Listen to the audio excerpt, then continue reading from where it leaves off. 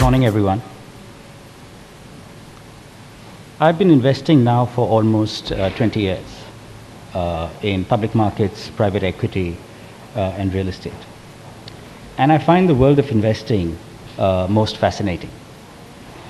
It is a good mix, I think, of economics, sociology, history, politics, technology, and I think it is one of the most fascinating fields to be in. The way we approach it is, and I will quote a well-known writer called Vonnegut, who said, "Sometimes you're ahead, sometimes you're behind. The race is long, and in the end, it is with yourself." So we try to be fairly objective and fairly internally focused in our aims and objectives, rather than looking at what the world is doing. I will touch on three themes today. One is how we organize our own portfolio in our family office. Second is how we approach investments. We do a lot of direct investments in public markets, real estate, and private equity. And what I believe might be some opportunities or issues in the current environment. Our investment philosophy, or life philosophy for that matter, is guided by, and again I'll make a few quotes today, by Bertrand Russell. The challenge before humanity is to balance the discipline that is required for survival with the chaos that is required for progress. Now, in the world of investments, what this would mean is, if we set our return expectations too high, there might be too much chaos and we must take too much risk. If we set our return expectations too low, we may not keep pace with even inflation. And you need to balance this. You can balance this the same on the timelines that you see. We may be very short-term oriented and we may get spooked. We may be too long-term oriented and we may tend to get dogmatic. And therefore that balance, I believe, is key. The way we make business decisions in our businesses, the way we make life decisions in our personal lives, and certainly the way we make investment decisions in our portfolio. Now, let me start by talking about return expectations. I think these are guided by what kind of risk you're willing to take. Are you willing to take a lot of risk? Are you not willing to take a lot of risk? We are on the risk side. So we are, I would say, in the top quartile of risk takers out there. That's the bet we make. There was a bank called Bankers Trust, which used to have a very good advertisement which we have hung in our wall. It says the greatest risk of all is taking no risk at all. Because what that does is it depletes wealth. Let me come to the second point of income versus capital gains. Different families may have different needs and circumstances, and you need to balance current income with capital gains. We are pretty much top decile on the capital gains side. We don't need current income. I get current income because I draw a salary from my business. I get current income because I get a dividend from our businesses, and that is far more than what we spend. So we can theoretically play all our portfolio for capital gains. So bulk of our portfolio is actually capital gains. The third issue might be, what is the purpose? And this was addressed earlier. Is it to conserve wealth or to grow wealth? And clearly we are on the grow wealth side. Okay, so we will take certain risks, we will grow wealth. Another trade-off might be, do we prefer liquidity or returns? Clearly we prefer returns. We don't care about liquidity. Our time horizons are from 1 year to 10 years. So liquidity is of little value to us, and we believe because of that we can make slightly better returns. Let me try and quantify for you the way we think of this. Let's say over the last 5 years, our average GDP growth has been between 6 and 7%. Okay. And let's say over the same period, inflation has been about the same, 6%, let's just say. Which means any nominal growth should have been 6% GDP growth, 6% inflation. It should have been 12%. So if we make anything less than 12%, we feel we've done a pretty bad job, okay, over long periods of time. Our aim is actually 300 basis points higher than that. So our aim is, if we make a 15% return, we are okay. If we make anything less than 15% return, we should self-reflect. So that's the hurdle we've set for ourselves. This also correlates reasonably well to the stock market returns you've gotten in the last 10 years.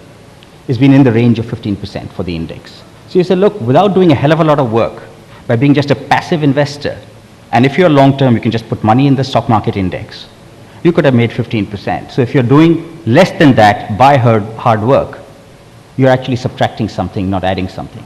So that triangulates pretty well to the 15% number. Though I've said that, that is our mere hurdle. We will look at proposals, we will do investments where we think we can do 15% or more.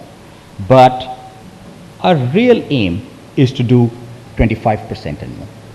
So part of our portfolio will take that kind of risk, part of our portfolio will not. And our average will be in the late teens to early 20s. And I'll come to that in a second. We have divided our investments into 5 buckets. The first is private equity. Second is real estate. Third is public markets. Fourth is private or structured debt. And the fifth is everything else which is short-term surplus that we have. In private equity, we tend to be more focused on early stage simply because we think there is more bang for the buck over there. And our returns expectations are in the mid-20s. So if we can't do at least 20% and under reasonable market circumstances do a 22% return, we probably won't make a private equity investment. In real estate, our range is slightly higher of what we've achieved. We've achieved more in the range of 25%. Most of it, of course, like private equity, is in capital gains. But our hurdles are somewhere around 20% there as well, but hoping to do 25, 27 odd percent. In public markets, our hurdle is 18 to 20%. In structured debt, it is, I would say, somewhere in the range of 15 to 20%. And everything else may be as low as 8, 9% to 12, 13%. And we've found over time that these kind of hurdles and our movement within this mix serves us pretty well to get an average minimum of 15%, which was our minimum hurdle, but actually do significantly better than that. I believe, and I'm personally maximum bullish on India. Now let me define that term, what maximum bullish means. So there may be 2 ways to interpret this. One is, I'm maximum bullish on India, XYZ company is growing very fast, I will go and invest in it, even though the multiple and the valuation may be very high. Or a fund which caters to that kind of investment theme we will get into. A second may be, there is growth everywhere. There is moderate growth and reasonable growth everywhere, and I won't pay any premium for high growth. We belong to the second camp. I'm maximum bullish. I see growth all over the place, in boring businesses, in businesses that people don't wake up in the morning and think about. I see a lot of growth, and I call them low-lying fruit.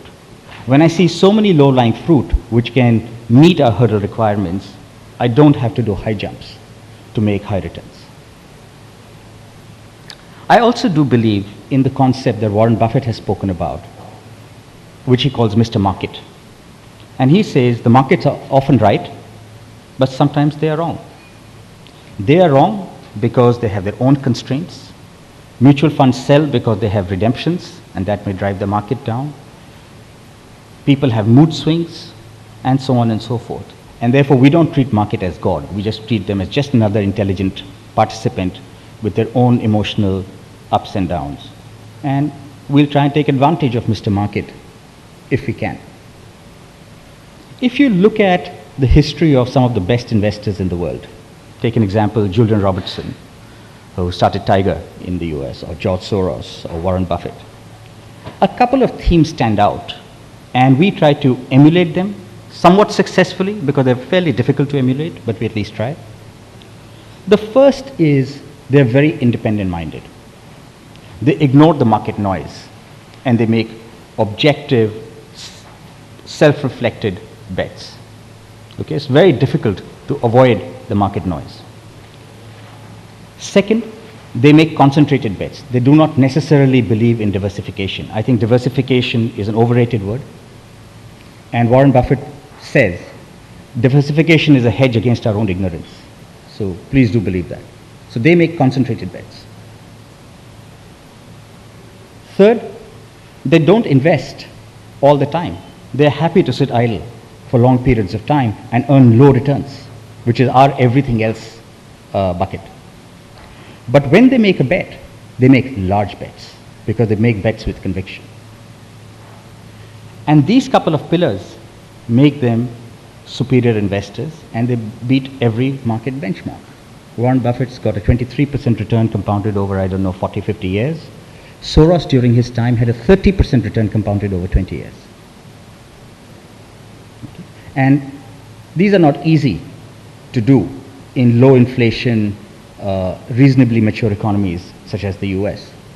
A personal filter, and that's my personal bias that I use, is there are two ways to approach investing. One is top-down view. So you may say India is growing fast, or India may grow fast, or XYZ sector is growing fast, right? And I will make a bet in this sector. A second is a bottoms-up view, where you're saying, I don't know much about the sector, but this company looks interesting. And a personal bias I have, I'm a bottoms-up investor, and I think top-down views can often be very seductive and misleading. So very consciously, because of my own bias, that's the view we follow. Another hard lesson we've learned over the years of investing is think of a business as two things: people and assets. In our earlier days, we were sometimes seduced by the quality of the asset. Someone has a very good brand. Someone has a very good franchise for, let's say, a road project or something like that. And we said, oh, great asset. And we tended to underestimate the value of the people behind that. Over time, we've learned to change our views, and we are today very clear. People come first, the people running the business or the fund that we invest in, and the assets come second. Okay. We've made more money with good people than with good assets. If you read Forbes magazine, they come out with the billionaires list every year.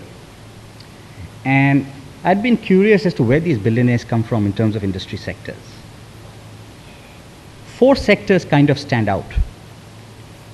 You'll be surprised to know that the single largest sector which has created billionaires globally is fashion and retail. So my wife does that business. The second largest is investment. So I do that business. The third largest is real estate, more than tech, by the way. And the fourth is tech. Before you heard this, we might have thought that tech is the largest or something else might be the largest. But this is really the hierarchy. And this hierarchy has stayed pretty constant over the last at least 5-10 years. So obviously tech billionaires are rising in number, but so are the Zara type companies and their founders. We've tried to use this kind of a screen for India and saying, look, where has wealth been created? So you can look at the Indian Forbes list. And we found a few things that appeal for us. One is we like consumer businesses.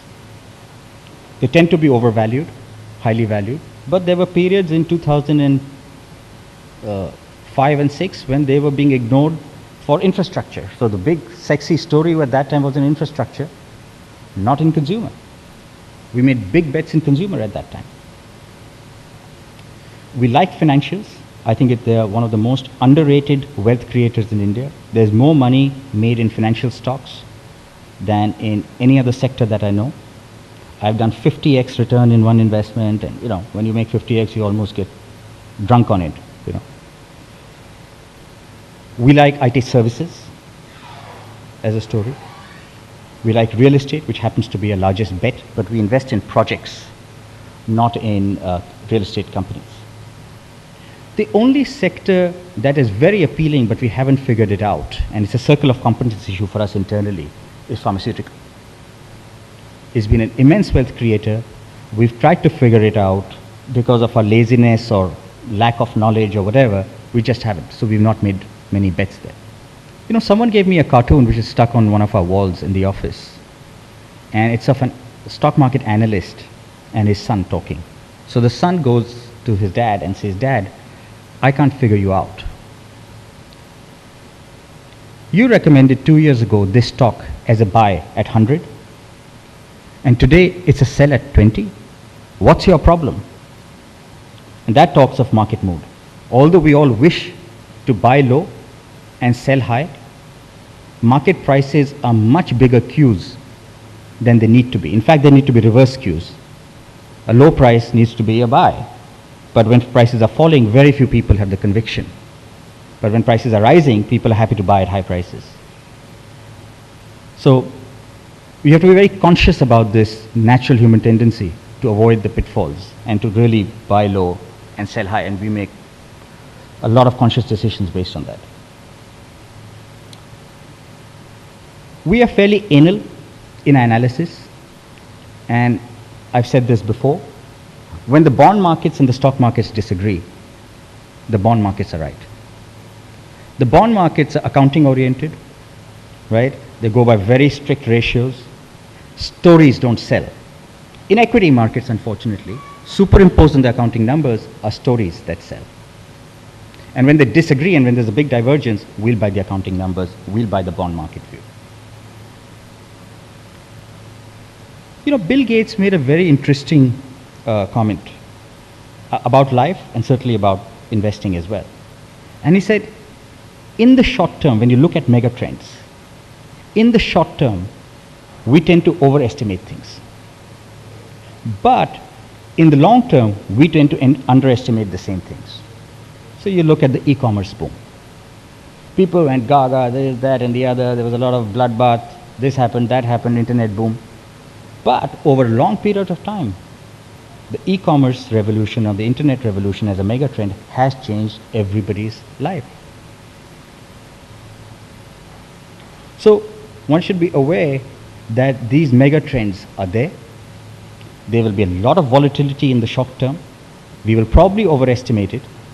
But if we do have a long-term horizon, there are maybe ways to ride that mega trend.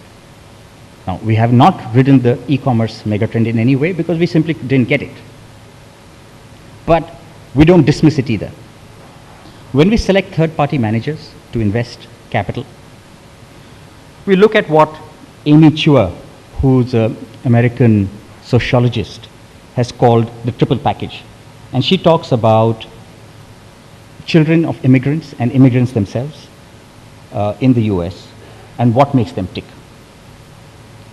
So there are three things that she mentions. One is they have a superiority complex. We're very smart, a lot of confidence.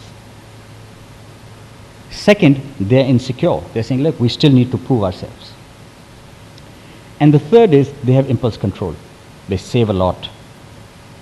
They invest a lot. And they don't lead fancy lifestyles. I think for young promising managers, the same triple package comes to play, and we use this at a very serious screen. You've seen the recent stock market rally. And someone said the other day, oh, the easy money has been made. And I looked at them and said, where was the easy money? 6 months ago, what were the parameters on which someone would have said, oh, this is an obvious bet? It was a reasonably contrarian bet. What looks like easy money, in hindsight, is sometimes insight before the fact. So we should try and have that insight to get the so-called easy money. A comment about India, and perhaps a quote from Marilyn Monroe makes sense over here. And she said, if you can't handle me at my worst, you certainly don't deserve me at my best. And the same applies, I think, to India. We're going through a cycle. And if we can't live through the worst, we won't reap the rewards of the best. I do believe that the Indian economic environment is not as bad as some people make it out to be. It's become almost fashionable to say everything sucks, and it doesn't. Look at earnings growth of Sensex companies. I think last quarter it was 10% over the same quarter last year. Take away 6% for inflation. I'm saying 4% real earnings growth is not a depression. Yeah, grow up. It's just a cycle. So we are in a down cycle, but I do believe that the worst might be behind us and the economy is on an upswing. I also do believe that the so-called Modi bet and the Modi wave bet that has been made is here to stay. I just came back from the US, and the amount of excitement and information people have about what is happening in India is just unprecedented. Okay. So for right or wrong reasons, that flood of money will come in. I'm not saying it should come in, but the fact is, I think it will come in. Okay. I also believe that the BJP has no magic wand. It'll take its own lead times to sort out our problems, which are fairly structural in nature. So my own expectations are reasonably modest. So I won't get disappointed if things take time, and I would encourage you not to be disappointed as well if things take time. I would say that good economic management works.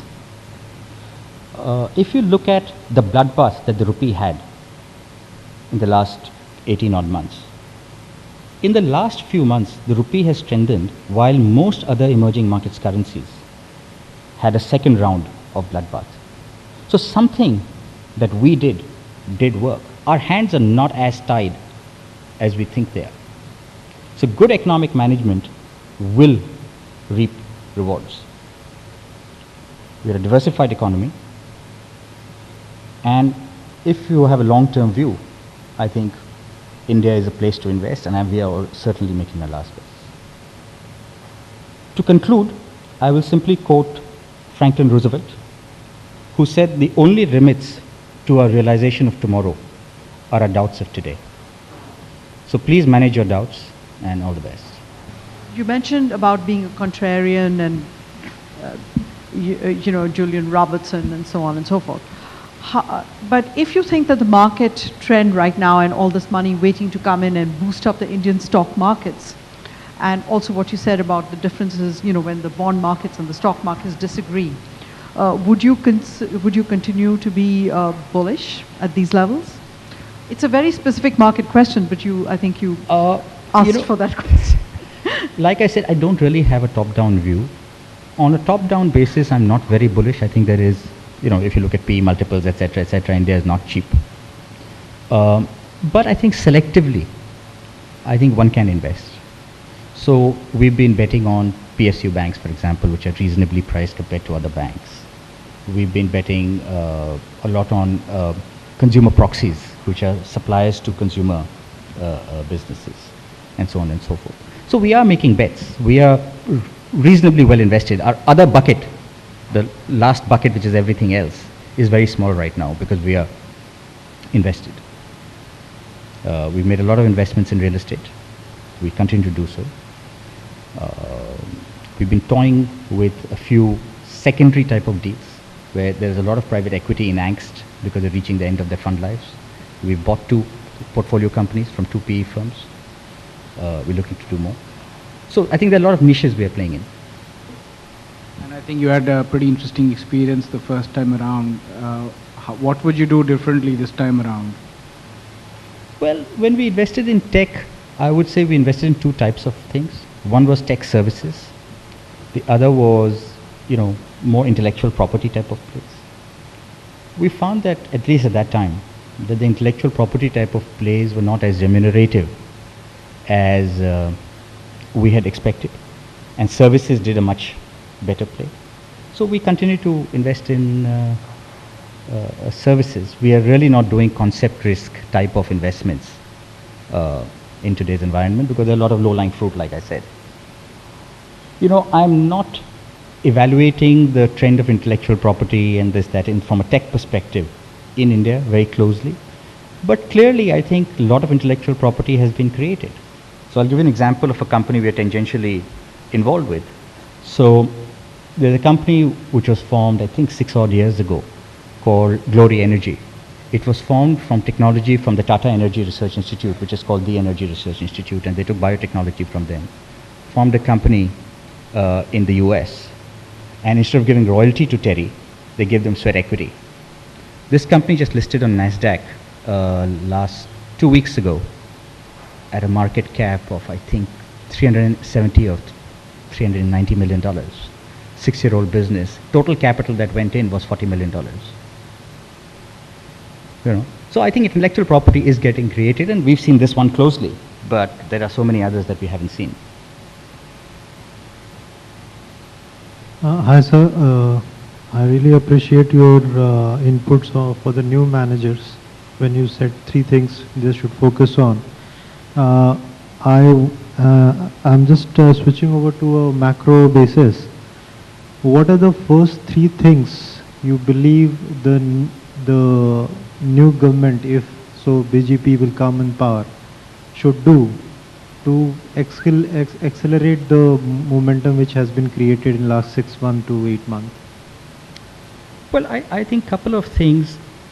One is this whole confusion about taxation for foreign investors, for FDI related, needs to be explicitly and repeatedly clarified so that it's internalized by the foreign investment community.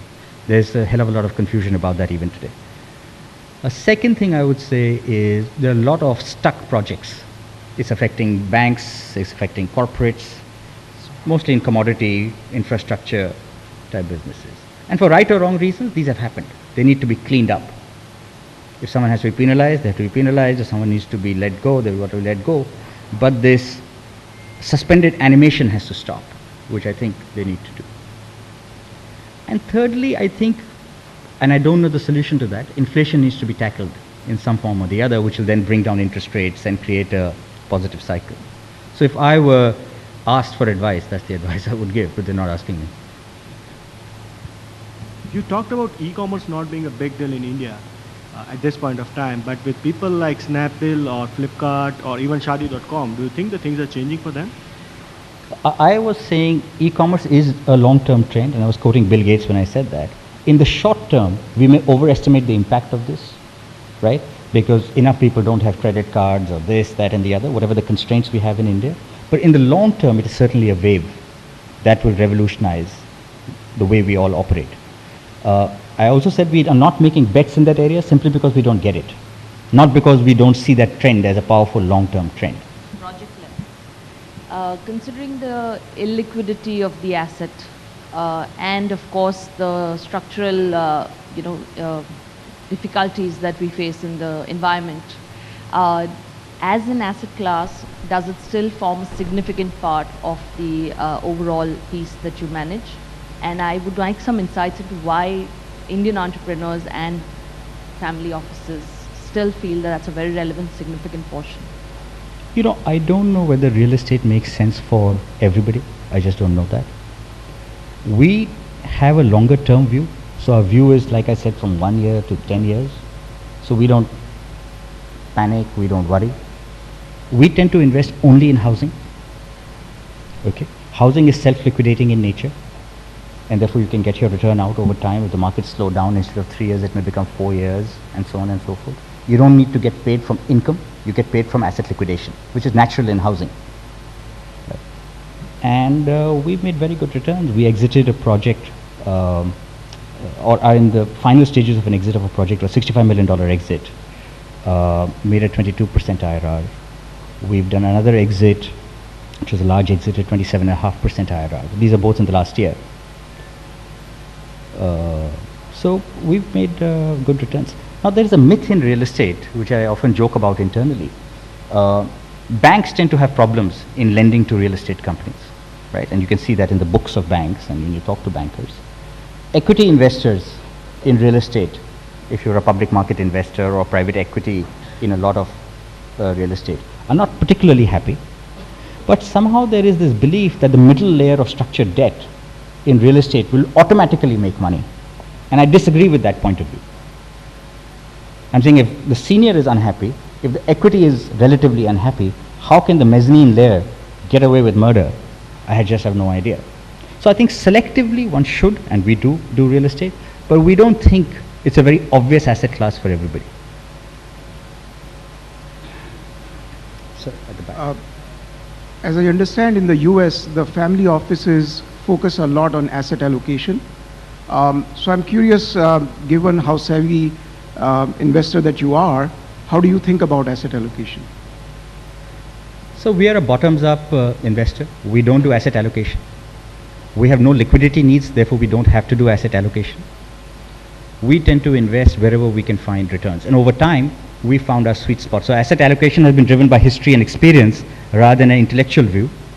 And it's concentrated, our largest is real estate. Our second largest is public markets. Third largest is private equity and structured debt, almost equal. And then everything else bucket keeps changing depending on when the liquidity comes in and goes out. But that's because of our history. Thank you very much, everyone.